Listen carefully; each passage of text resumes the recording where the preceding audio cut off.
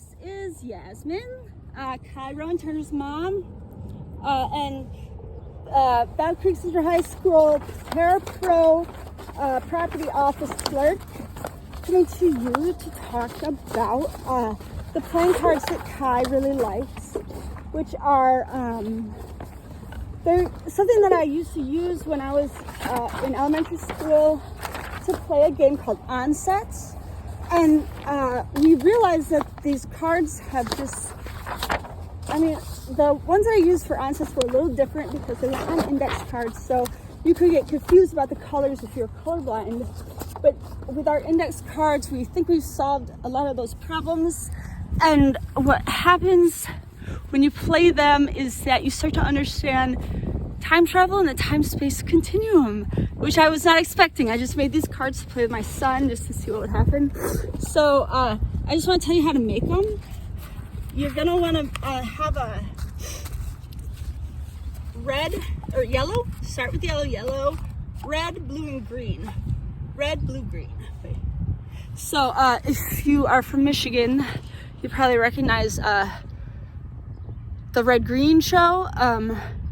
So what I say to remember is wide red, blue, green fixes engine transmission slippage with nicotine patches.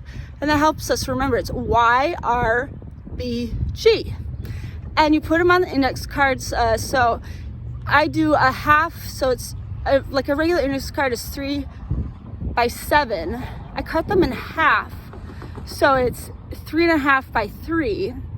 And so we skip the red line. The first blue line gets a hole punched yellow. You skip a blue, and then the next one is hole punched red. You get then blues. You skip a line, then blue, and skip a line, then green. And so what's cool about that is that if you are colorblind, and everyone's conscientious when they lay the cards down, you'll never be confused, and you never really have to tell anyone that you don't understand the colors quite like they do, because they're on the lines. Like, you could even use black dots or any colored dots. It's all about where they're placed on the card, and if everyone agrees to put the cards the same way when they lay them out, then no one's confused or wondering. But even if they were, that red line at the top saves you because there's more of an indent between yellow versus between the green. You might have seen the video, Yasmin cards with ghosts or something.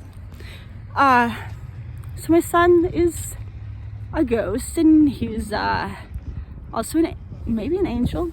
I know that he has taken up with mongoose that loves me, not that incarnated me, but loves me.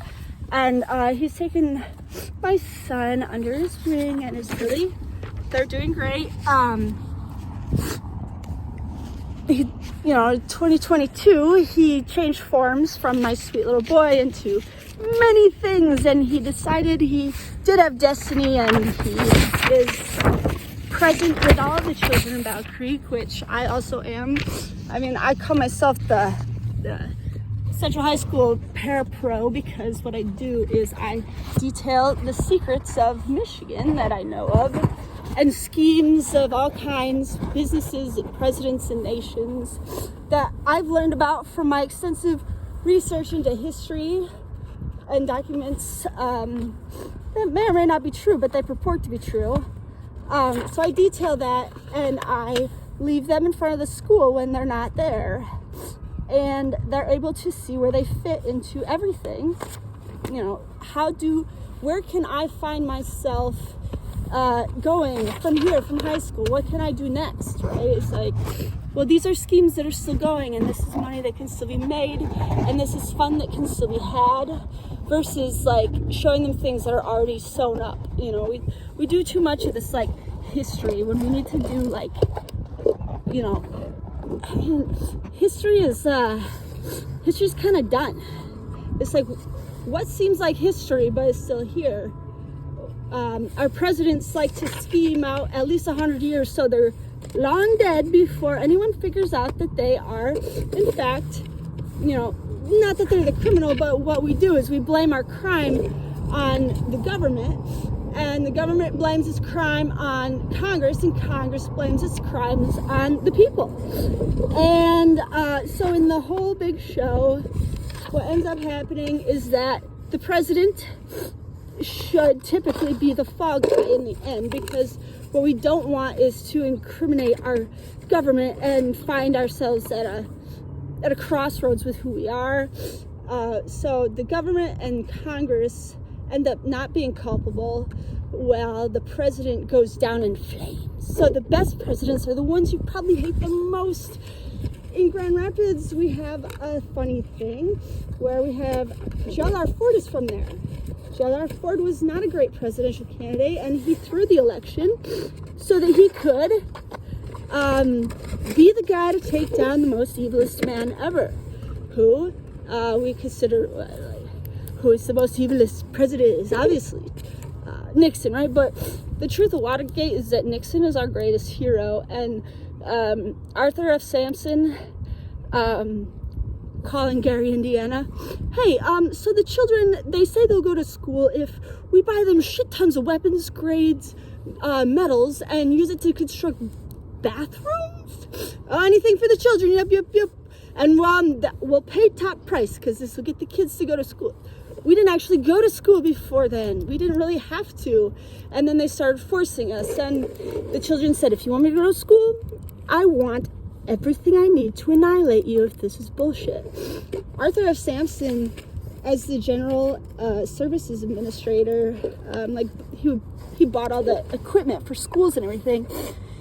He bought every bit of weapons grade material, metals that he could find, and he did. He put them, installed them in schools, and they're still there. But if we ever needed them, we could pull those bathrooms and everything apart and make weapons of mass destruction. So the evilest presidents, really, they are, like, if you look back and who do you consider to be the worst, look around it and say, what am I missing here? It's like, obviously, we don't just fall victim to one jackass. It's like, we plan these schemes. We plan 14 years in ahead the NASA budget. And if they can buy one piece of equipment that will cover the cost of the entire military, you know, it's like that's kind of their whole thing, and then it's done. 1987, that was a book. They bought a book, a technology, and they put it in their catalog as an $87 billion satellite, and they bought the book for, you know, the price is, I believe, 87 billion, or it was 87 million. I can't even remember. But this was the autocorrelation function application to, oh god, if this train's going straight, I don't know. Application to the most beautiful. There's the train, the Sandman. I told you it was 26 Sandman in a row. Watch it go. Watch it go. I love this train.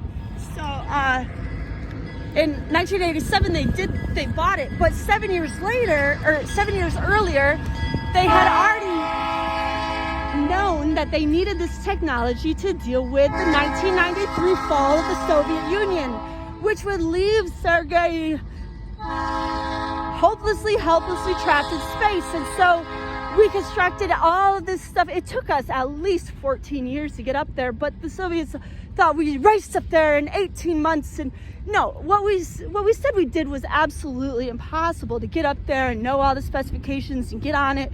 And oh, we just found out now, and now we got to run up there.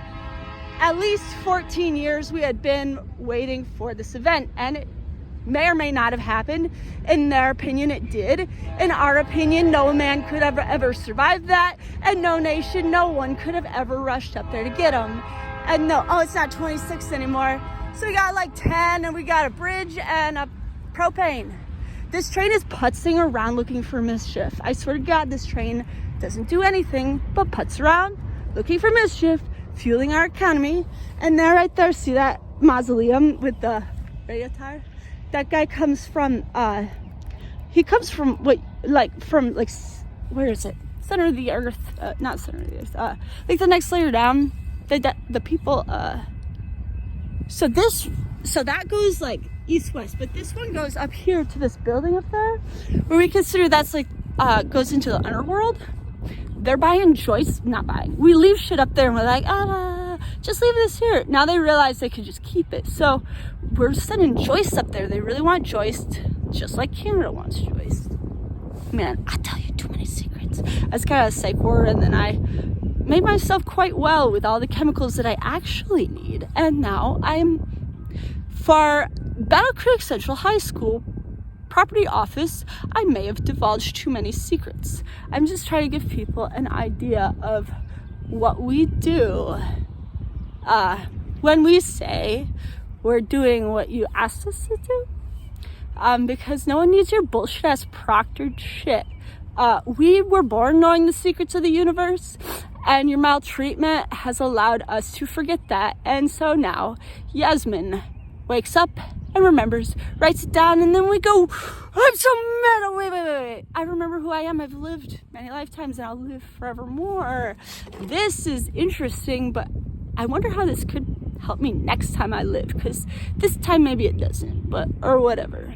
I'm famous for detailing the clover fields in Grand Rapids. Remember me? Cloverfields? There's Cloverfield lives in Grand Rapids and under our streets. And I diagrammed this and left these for the Battle Creek high school students, and they love it. And that's why we love MDOT, because they are the conservators of the Cloverfield. Cloverfield's here on Earth avoiding its nemesis, but after coming here and settling in under our city to stay safe, learned music and rhythm and love, and now Cloverfield's nemesis loves to visit, loves the music, and loves the nemesis. The nemesis have reconciled, so it's really fun.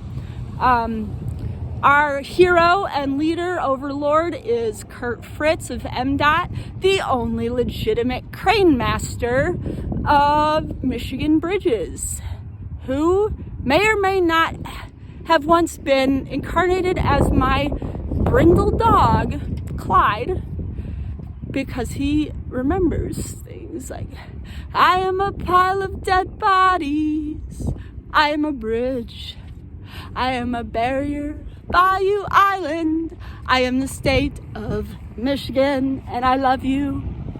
One more thing, do you ever listen to the state talk?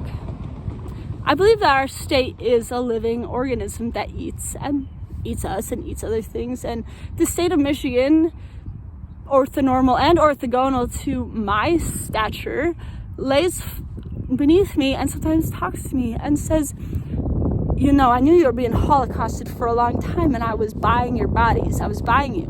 I traded gold for you, but I shit gold. And that's true. Michigan waterways used to be full of gold.